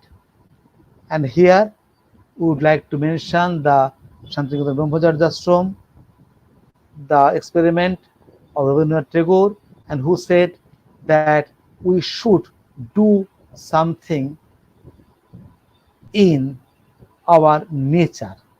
And in our language, he was the person who introduced the scientific education in the Indian structure of natural education through the low cost and no cost material. And all of us know that the science is basically based on experimentation and observation. With experimentation, one can't get the scientific knowledge. And Rabindranath, while using the natural background, he depended on the low cost and no cost material for dissemination of science and rationality. And here he got the help of Jagadhananda Rai, the science teacher of Vishwabharati. And here we may mention the name of Radha Govinda Chandra. He was a famous astronomer, an amateur one. But the Indian astronomer was an observer who uh,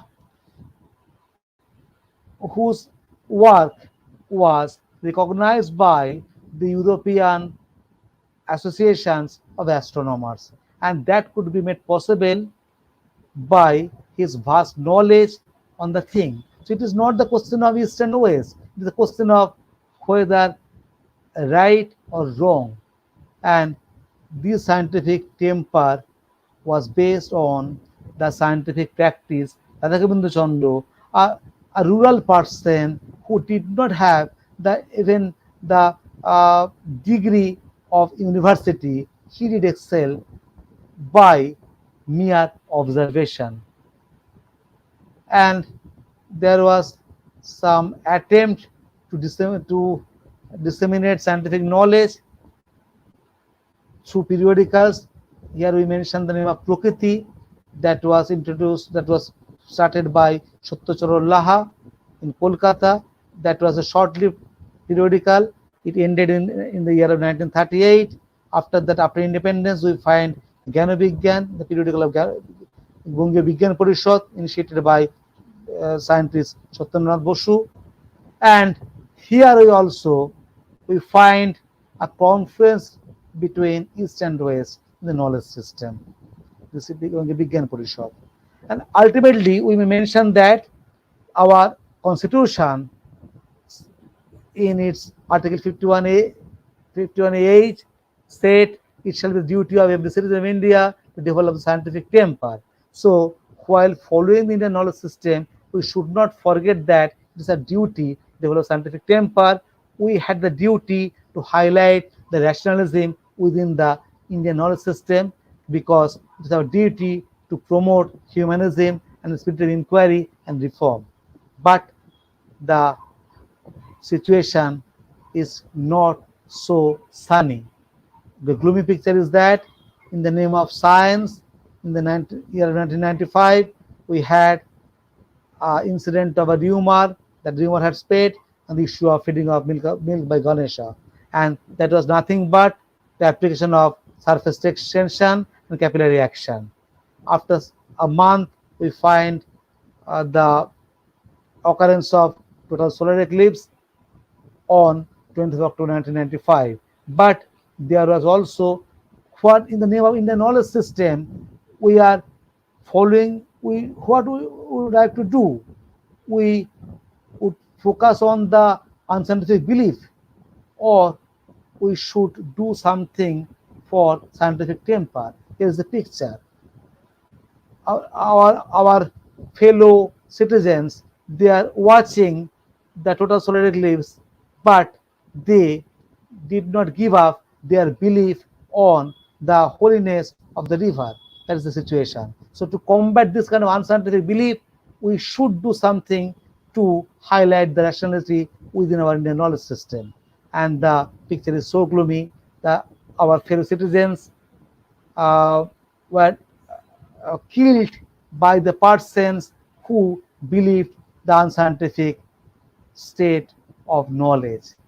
That should be kept in our mind. Narendra Davalkar, Govind Pansare, Kalburgi, Gauri Lankesh were killed by the persons who did not follow the rational scientific outlook. But we are optimists. We find our next generation, our future generation would be able to develop our Indian knowledge system. They would trace the Indian knowledge system, but at the same time, they would prefer to choose the rational ideas within the knowledge system.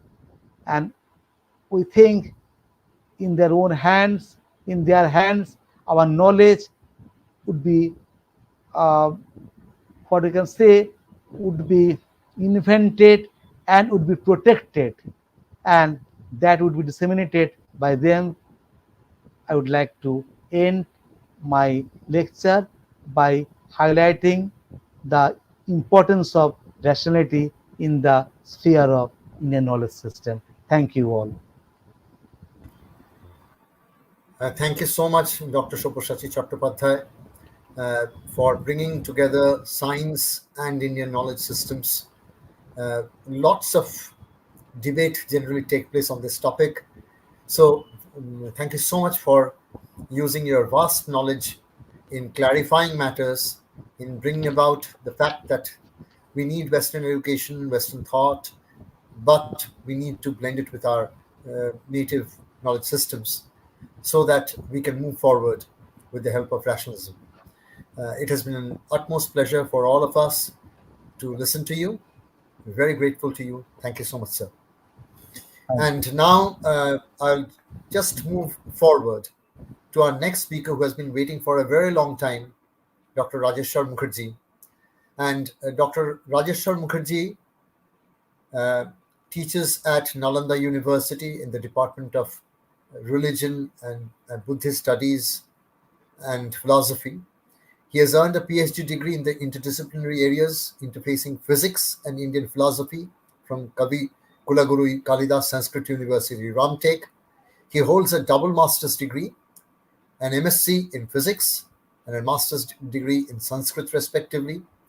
He is specialized to teach Vedic corpus, including Upanishads, Srimad Bhagavad Gita, Indian philosophy, yoga and Vedanta, Hindu mathematics, ancient Indian science, and the science of consciousness from the perspective of theoretical physics. Sounds very, very interesting. Before joining Nalanda University, he had been working in the capacity of the Assistant Director of Research for several years at the Kaivalya Dharma Research Institute, Lonavla, near Pune, which runs under the auspices of the Ministry of Education, Government of India, and is recognized by KKS University, Maharashtra.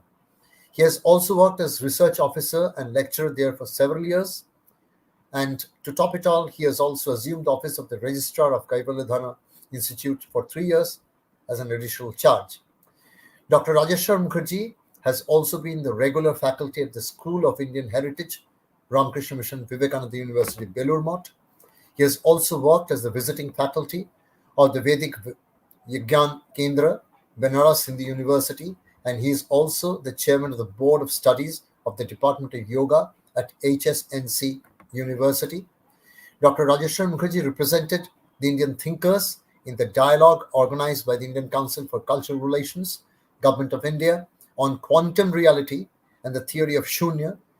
Having been invited to Copenhagen Business School, Denmark, he delivered a lecture series at an international conference organized under the umbrella of the Meditation Project. He has authored 6 books and more than 15 research articles in national and international research journals. Some important books published by him are Unraveling the Reality, Interface Between Physics and Vedanta, World, the Expression of the Absolute, The Quintessence of Yoga, etc. The significant book chapters authored by him and published by Springer Nature are Quantum Reality and Beyond, and Exegesis in the Light of Shunya, and research methodology revisiting the perspective of Indian knowledge systems. Who more is much better than to talk on Indian knowledge systems but Dr. Rajeshwar Mukherjee? It is now our great pleasure, sir. We have kept you waiting for a long time. Now the floor is all yours. Welcome, Dr. Rajeshwar Mukherjee. Namaskar. Thank you, sir, for your very long and kind introduction which you have given for me, and I do not know as to whether I can do proper justice to the long and elaborate introduction which you have given. I think I am audible properly. Absolutely Am I audible. audible? Yes, sir. Please carry on. Please carry on. Mukang karoti vachalang pangum langayate girim Jatkripatamaham vande paramananda madhavam. The most respected chair, Professor Soumitra Roy, Dr. Deepasri Mondal, the organizers of Bharat Vidya Charcha Kendra, the learned speakers who have enlightened us, and the participants, enthusiastic participants who have joined this platform to listen to us and make this meet a grand success. I pay my gratitude and thankfulness to the organizers of this seminar, especially to Dr. Deepasri Mondal, for inviting me to share some of my views with you. So now it's almost the dinner time, and it's very difficult to keep people away from the dinner table. And myself being a great obstacle to the people having dinner right now, so I will try to be very short and put my views very briefly. The earlier speakers have already enriched and enlightened you, and they have covered a lot of grounds on Indian knowledge systems. We are really illuminated, enriched, and educated. They have enchanted you with very nice PowerPoint presentations, in a very structured way, with detailed output of their research work done. But I will put the things in a very simple language, in layman language, as I always consider myself not to be a scholar but to be a layman. Scholars always make the things very simple, things very complex, and laymen, they try to analyze everything in simple terms. So in the layman-like approach, let me have an exploratory approach to the area of Indian knowledge system. Indian knowledge system in the recent times has gained a wide currency across the world. It has become extremely popularized, and it has gained a wide recognition across the world thanks to our Prime Minister, Honorable Prime Minister of India, and his views on Indian knowledge system. His immense enthusiasm and his thoughtful deeds gave rise to a very formal and structured centers of learning called the Indian knowledge systems across the country. Indian knowledge system as a word is of course a misnomer, because it is Indian knowledge systems That means collection of different systems which enshrine the different aspects of Indian knowledge. But as we know, that knowledge in India, or in the viewpoint of the ancient Indian seers, is an undivided whole. Akhandam Satchidanandam Avang Manaso Gocharam. So Akhandam Satchidanandam, the Satchidananda is Akhanda, undivided whole. The ultimate reality, the supreme truth. In the language of Sri Aurobindo, he talks about the reality in terms of truth being highly inspired by the message of the Upanishads. Because truth is said to be Sattasya Sattam in the Brihadaranyaka Upanishad. It is the truth of all truths. It is Jyotisham Jyoti. It is the light of all lights. It is an undivided whole. And knowledge is an integrated whole which cannot be fragmented. And fragmentary approach to knowledge has always been discouraged in Indian tradition. You know, in Srimad, we know that Tagore writes that where the world has not been broken up into fragments by narrow domestic worlds, where words come out from the depth of truth, where tireless striving stretches its arms towards perfection. So knowledge cannot be fragmented, cannot be compartmentalized. So fragmentary approach to knowledge is always considered to be a dilute system of knowledge that is promoted by mainly the Western group of people and not by the Eastern seers. But still, Indian knowledge system, the Indian knowledge systems rather, is a newly coined word. And it has been coined and popularized by the AICTE, All Indian Council for Technical Education, and it has been extremely popularized and promoted across the country, especially in the technical institutions. You see, we had a vast, homogeneous, consistent, coherent, integral system of knowledge. An Indian knowledge system is a fragmentary approach to such a knowledge, such a vast body of knowledge. Naturally, the question comes that what is the relevance of study of Indian knowledge systems in the present context? Why should we undertake a study of Indian knowledge systems which is fragmentary in its approach? Because knowledge, the reality, the truth is an undivided whole. It is a holistic form of wisdom. It is something which is an integral whole. So what is the relevance?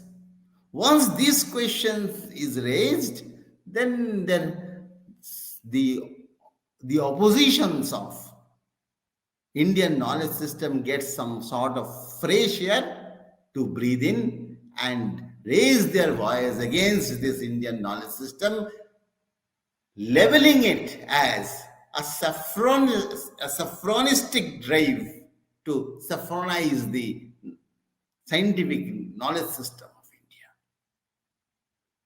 But as such, it is a misinterpretation. The moment it was launched in the IITs across the India, immediately there was a movement amongst the pseudo-secularists against this Indian knowledge system. And thanks to the scholars, thanks to the serious researchers, that this Indian knowledge system as a formal field of study is being accepted across the country, and not only across the country but across the world. My contention is that why should we cultivate a fragmentary view of the knowledge when knowledge is an integral whole. The thinkers who have promoted, who have upheld this concept of Indian knowledge systems, have given immense thoughts to it. I told you, the fragmentary view of knowledge is that of the Western science. Knowledge being an integral whole is compartmentalized for our convenience, so that we can take intensive and in-depth study into a very specific area. And that is how the Western science has developed and proliferated.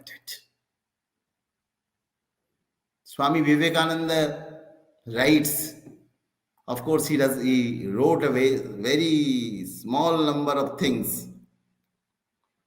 Basically, he delivered the lectures. In one of his lectures, he says, the end and aim of all science is to find the unity, the one out of which the many is manufactured. The one and many are the manifestations of the same reality. It is not that one is true and many is unreal, or many is true and one is unreal. Some of the disciples of Swami Vivekananda asked Swami Vivekananda, Swamiji, is it really true that Buddha said that many is real and one is unreal, and Vedanta says that one is real and many are unreal? Swami Vivekananda says, yes, and what myself and Ramakrishna Paramahamsa has added to it is that many and one are the same reality. If we take inspiration, if you take few from the sources of the Upanishads, we find in the Shanti mantra, Purnamada Purnamidam, Purnat Purnamudachyate, Purnasya Purnamadaya, Purnameva Vashishyate.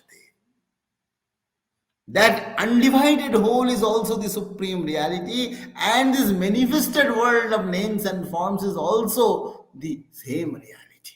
That is infinite, this is infinite, and infinite infinity coming out of the infinity lives behind the same infinity. As a matter of fact, infinity cannot be two. Infinity is always one without a second. So same infinity, when it is viewed from the perspective of space, time and causality, the same infinity, when it is viewed from with reference to space, time and causality, is said to be this world of manifoldness. And when it is a world of manifoldness, the one appears to be fragmented. The one appears to be many. And therefore, there is a distinctive search of science from many to one.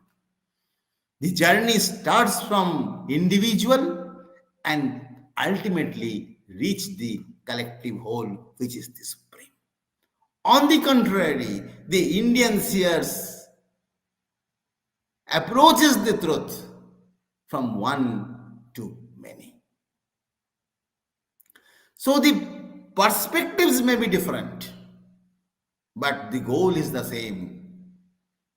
So if we move from the end of many to one, then it is the same reality, we reach the same truth. And if we reach if we start from one and reach many, we are doing the same exercise. But why should we undertake a study of Indian knowledge systems right now? And what is the relevance in the modern context? The relevance is that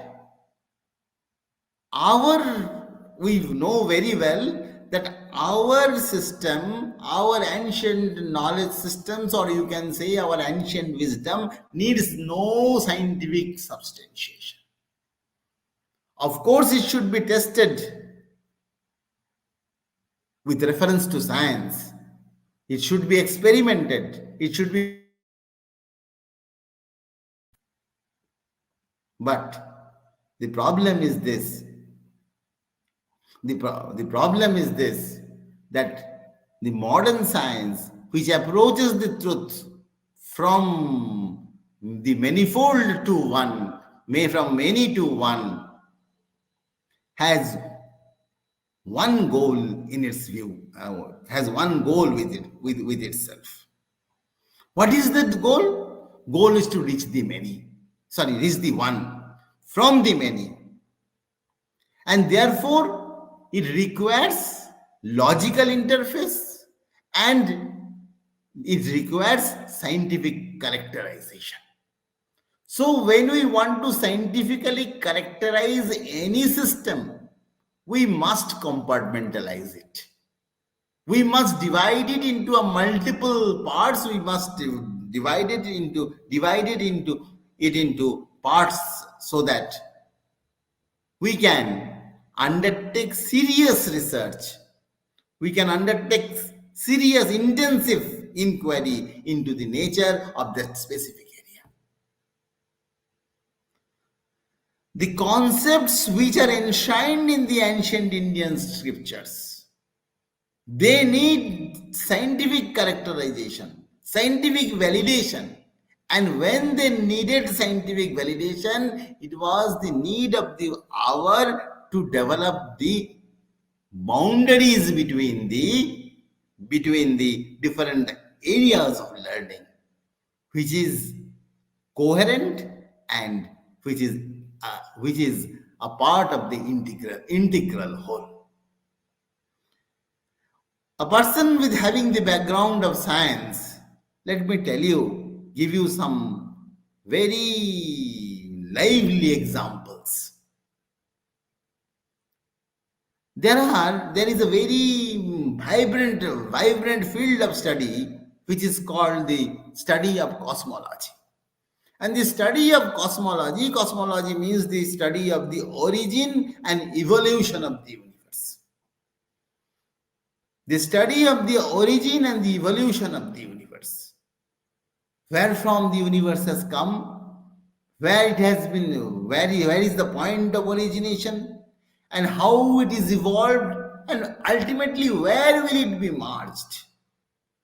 This is the basic contention of the science of the subject called the cosmology. We know that in the ancient past we had several cosmological models. The cosmological models were there in the philosophies, were in the thoughts of the mystics, and of course in the Indian knowledge systems or in the areas of Indian philosophy. But modern cosmology, with this rational and scientific approach, aims at the quantification and at the same time the scientific characterization of every concept. It is a very lively branch of physics right now. Very important branch of physics right now. And for your information, there are multiple models which give us the ideas about the origin and the evolution of the universe. The models may be opposed to one another, but ultimately they are aimed at describing the single truth, that is the origin and the evolution of the universe. If we get back to the Taittiriya Upanishad, we find an episode where Vrigu, a little boy, approaches his father with all humility and asks a very profound question. A person, an aspirant, a teacher, a student, a disciple approaching his guru. The guru may be his father, but this was the spirit of learning in ancient India, where you find that the child or the aspirant goes to his father with all humility and asks a very profound question about the truth, which is the reality. Adihi Bhagavo Brahmeti. O Venerable Sir, please instruct me of the nature of the supreme reality. Please expound me the supreme truth. Please enlighten me about the nature of the supreme reality. Varuna, being his father, and at the same time the knower of reality, responds in a very simple language. I told you right now that truth is very simple. The scholars make it complex. The Upanishads, the wisdom which is enshrined in the Upanishads, has been written in a very simple language. Very simple guideline, general guideline offered by, general guideline which has been upheld by the Guru. Yato vaimani bhutani jayante, yena jatani jivanti, yad prayanti avisham vishanti ti, tad vijijyasasva tad brahmeti. Where from all of these have come, where they are sustained, and ultimately where they will be merged, is called the Brahman, is called the Supreme Truth. Tad vijijyasasva. Inquire into that. Tad Brahmeti. So that is the supreme truth.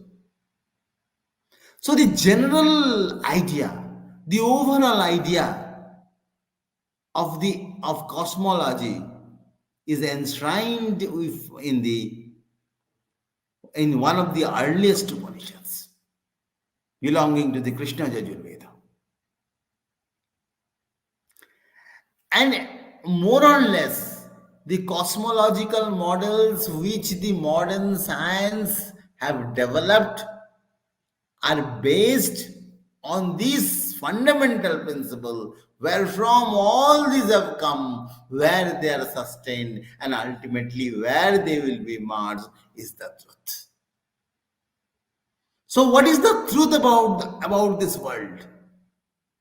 So the journey towards the abode of the supreme truth, the journey towards the world of kingdom of truth, begins with the journey of the cosmology. Big Bang model, the steady state universe, the model of the steady state universe, the cyclic universe model, the M theories, the mother and child universe model. So many models are there. But unfortunately, all this model lacks something. One, they are not logically foolproof. At the same time, these models are totally mechanical models which are devoid of the concept of consciousness. Consciousness cannot be ignored because consciousness is the very nature of ourselves. We can deny everything in this world, but we cannot deny ourselves, our conscious existence. Yohi nirakarta tassaiva atmatvat. One who denies the existence of his own self establishes the existence of consciousness and his own self. The very denial by someone that I deny that I do not exist. Who denies that I do not exist? I deny that I do not exist. So this concept of consciousness is fundamental to both science and philosophy. And not only science of philosophy, it is fundamental to life and nature. We can do away with science and philosophies. We can do away with the branches of learning, but we cannot do away with ourselves. Because ultimately I exist. This is something which is the truest incident in the world to be. Therefore, the concept of consciousness is inherent within our existence, within the nature, and within every object of this universe. Of course, there were schools and schools of science which considered that consciousness is an epiphenomenon. Consciousness is something which is a product of matter, which is an emergent property of matter. But modern development in different sciences, especially in physics and biological sciences, have totally invalidated this concept of mechanical realism. Consciousness has been accepted even by the scientists, but the nature of consciousness is yet to be discovered. The nature of consciousness is yet to be explored. So all these models of cosmology, which have been proposed by the scientific community, are incomplete in one sense, that they are devoid of the concept of consciousness. Therefore, they have to derive insights from the ancient Indian wisdom. They have to derive insights from the scriptures available in our ancient Indian knowledge systems. And if we want to derive scientific insights from the scriptural wisdom, we have to put it in scientific way. We have to make a scientific characterization of the concept.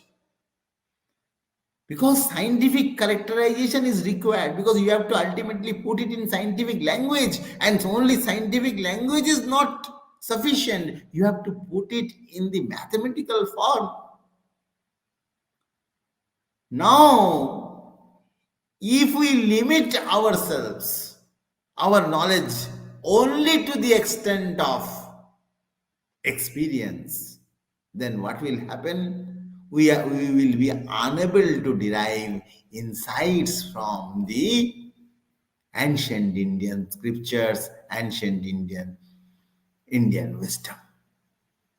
Wisdom is something which is an integral whole, which is a homogeneous mass of knowledge. But this homogeneous mass of knowledge has been scientifically treated, scientifically compartmentalized, and we have taken pains to scientifically characterize the concepts and derive those insights to enrich our modern understanding of science. The other burning question nowadays is what is consciousness? At the same time, you know about well-being. Well-being is a very important concept in our world today. Previously, this well-being was called peace. We must have a peaceful life. Now the concept has been transformed to a new form, which is called the well-being. Well-being of ourselves. What is our goal? Our goal is the well-being of ourselves, and at the same time, the well-being of everything around us. Well-being of all the people. Sarva bhuta hite ratha. So how will this well-being come? When in the modern world everything is reduced in monetary terms, we have come to realize that money, although it is essential to our living and to our survival, it cannot give us all the well-being. How can we get well-being for ourselves? To get well-being for ourselves, we have to practice a very significant branch of ancient Indian knowledge system, that which is called yoga. And you know, the yoga leads us to the physical well-being, to the mental well-being, to the intellectual well-being, and at the same time, the well-being of ourselves. It helps us lead a quality life. What is the goal of ourselves? The goal of our life is to become happy. Ananda is our only goal. Bliss is our only goal. And money cannot give us all the joy of our life. So we need something more to keep us well and to maintain the well-being of ourselves. Therefore, we have a system, and that scientific system with us, which is called the yoga. And you know that the science of yoga is now accepted and validated by the modern medical sciences. Even in the medical journals, reputed medical journals, the validation of yoga, papers on the validation of yoga are published, accepted and published. So only matter cannot give us happiness. We need something else. And therefore, we have derived knowledge.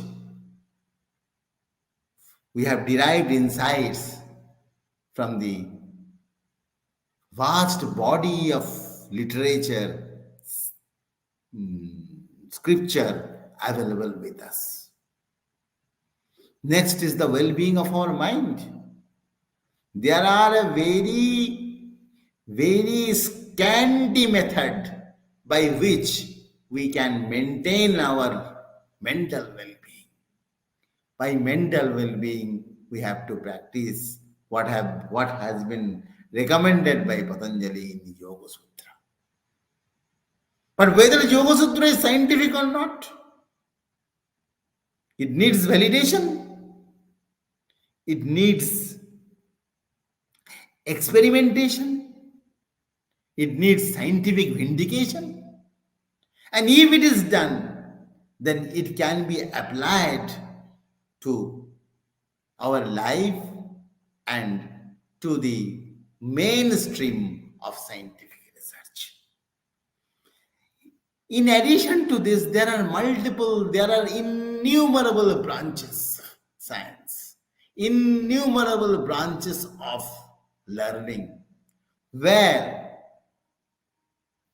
the ancient knowledge systems are really relevant and significant.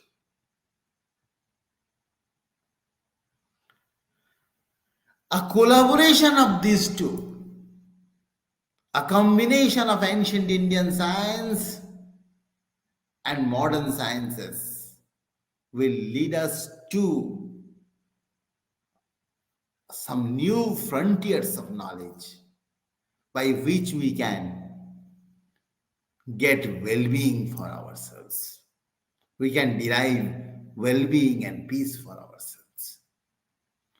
Ultimately, the goal is to know, and this knowledge will culminate in the knowledge of the supreme reality, which is one without a second. So it is not that our approach, Indian knowledge systems approach, is fragmentary, but it is aimed at finding out the unity in diversity, is to is to move towards the unity out of which the many is manufactured, the many is produced.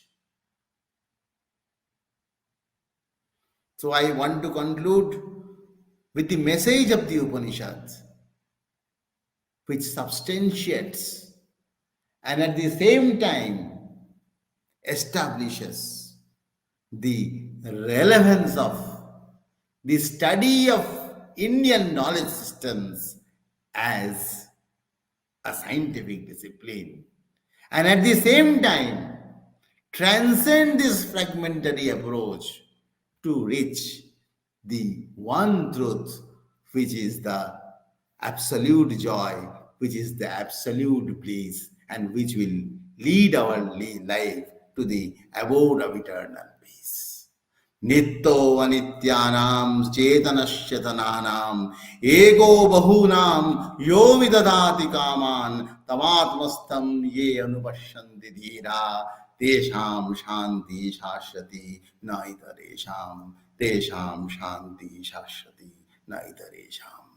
Nitto anityanam chetanasyatananam. Amongst the impermanent, which one is permanent? The one which is permanent amongst the impermanent one. Chetanasyatananam, the conscious amongst the conscious beings. Eko bahunam, the one amongst many. Yo vidadhati kaman, one which fulfills our desire. Tamadmastham yo ye anupashyanti dhira. The enlightened one, the man with the vision of discrimination, who realizes that one within his own self, Desham Shanti Shashwati Naita Desham, he only experiences the eternal peace, and it comes to none else and none else. Thank you for giving me an opportunity to interact with you. Certain things we have to wait for because they're so good.